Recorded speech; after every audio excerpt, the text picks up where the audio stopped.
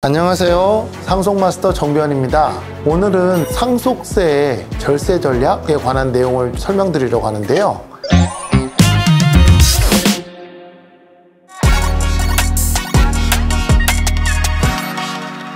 상속 개시 전 재산 처분 또는 예금 인출 시에 이 사용처 증빙을 하느냐 여부에 따라서 이게 상속재산에 포함되는지가 달라지는데요.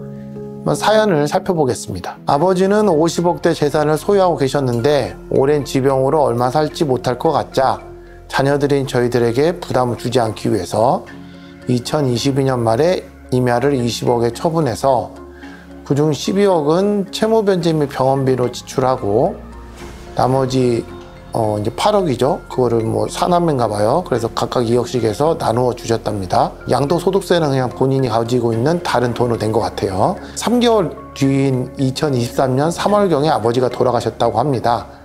그래서 이 사연자분들은 이제 실제로 상속받은 재산에 대해서만 상속세를 신고했는데, 근데 최근에 중부지방국세청에서 상속세 조사가 나와서 임야 처분대금을 어디에 사용했는지 소명해 줄 것을 요구했고, 그런데 이제 본인들이 직접 임야 처분대금을 어떻게 사용하지를 않았으니까 소명을 좀 하기 어려웠나 봐요.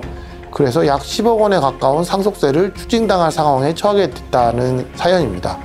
그래서 세금을 물지 않기 위해서 어떻게 해야 하나요?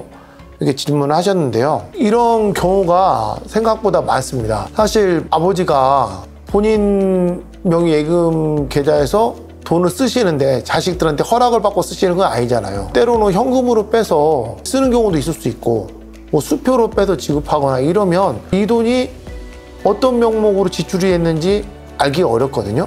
근데 이게 문제가 됩니다. 이런 상황에서 만약에 돌아가시잖아요. 상속 개시 전에 1년 이내에 2억 원 이상 또는 2년 이내에 5억 원 이상 용도가 불분명하게 지급이 된 내역이 있으면 이거를 어려운 말로 추정 상속재산이라고 하는데요. 상속인들이 상속재산으로 받은 것으로 그렇게 처리를 해버리는 겁니다. 그러면 상속인들은 실제로 본인들이 쓴 돈도 아니고 이렇게 되는데 상속세를 내야 되는 그런 상황에 처하게 되는 거죠. 근데 이렇게 추정 상속재산이라는 이제 조항을 둔 취지도 전혀 이해를 못할 바는 아닙니다. 왜냐하면 일반적으로 그렇게 돈을 빼서 현금으로 했다면 우리가 자녀들한테 현금으로 몰래 주기 위해서 뺐다 이렇게 볼 가능성도 많이 있잖아요. 그러니까 세무서에서는 출처가 불분명하고 용도가 불분명한 경우는 일단 상속인한테 간 걸로 봐버리는 거예요.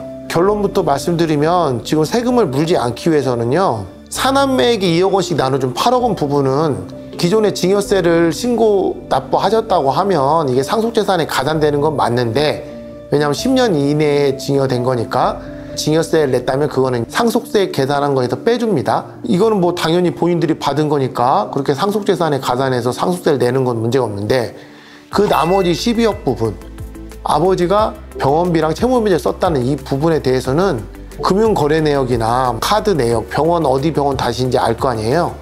그래서 그런 내역을 다 입증을 해서 얼마만큼 병원비를 쓰고 아버지 빚으로 썼는지를 확인해서 그걸 소명을 해야 됩니다. 최대한 상속재산에 가산되는 거를 막아야 됩니다. 근데 이제 이럴 수가 있어요. 아무리 소명을 해도 소명을 못할 수가 있잖아요. 그러니까 법에서도 약간의 유도리가 있습니다. 어떻게 지금 세법에서 규정을 하고 있냐면, 미소명 금액이 있을 거 아닙니까? 거기에서 일정 금액을 빼주는데요. 어떤 금액을 빼주냐면 전체 처분가액의 20%와 2억 원 중 적은 금액을 한도로 미소명 금액에서 그 부분을 빼주는 겁니다. 그러니까 80% 정도 인정되고 이 정도 금액은 소명 안 해도 우리가 인정해주겠다 이런 거죠. 그러면은 예를 들면 처분재산가액이 10억이에요. 근데 소명이 안 된 금액이 3억인 거예요. 그러니까 7억은 뭐 어떻게 다 소명했다는 얘기죠. 그럼 이때 3억을 다 상속재산을 가산하는 것이 아니고 처분재산가액의 20%는 얼마죠? 2억 원이죠. 처분재산가액의 20%가 2억 원 중 작은 금액인데 여기는 2억 원이 똑같으니까, 그럼 미소명 금액 3억에서 2억을 뺀 1억만 상속재산에 가산한다는 거죠. 그래서 최대한 입증을 많이 해서 그런 부분을 빠져나가야 되는데 이 입증이 안 되면 어쩔 수 없죠. 그래서 이런 문제가 많이 발생합니다. 그럼 여기서 좀 더 살펴볼 부분이 1년 이내에 2억 원, 2년 이내에 5억 원 이상이잖아요. 그럼 그 얘기는 뭐예요? 반대 해석하면 1년 이내에 2억보다 적거나 2년 내에 5억보다 적으면 적용이 안 된다는 얘기죠.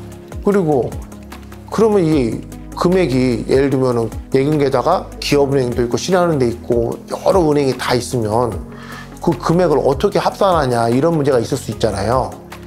이거는 재산의 종류별로 합산하는 겁니다. 그러니까 예를 들면 예금이면은 이제 그런 예금은 예금별로 이렇게 합산을 하는 거고, 부동산이면 부동산별로 합산을 하는 거거든요. 예금을 처분한 돈하고 부동산 합계액이 2억이 넘지만 예금 자체로만 2억이 넘지 않는다면은 그런 경우는 여기 해당이 없는 거죠. 용도가 명백하지 않는 걸로 법에서 규정하고 있는데 그런 부분은 여기 자막에 상세하게 띄워드릴 테니까 이걸 보시면 되는데요.